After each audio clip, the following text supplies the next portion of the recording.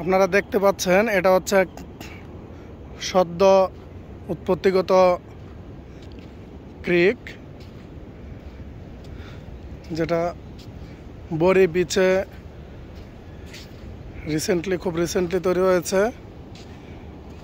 জোয়ারের পানির এবং ভাটার পানির গতিপথ পরিবর্তন হয়ে এই ক্রিক তৈরি হয়েছে। এটা আগে ছিল না এদিক দিয়া।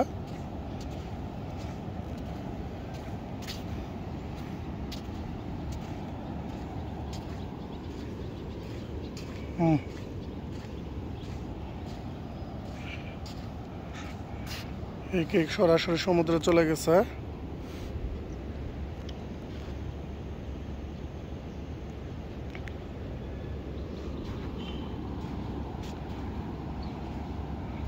হঠাৎ করে এদিক দিয়ে কেন এই ধরনের ক্রিক তৈরি হলো, যদি কেউ জেনে থাকেন অবশ্যই কমেন্ট বক্সে বলবেন।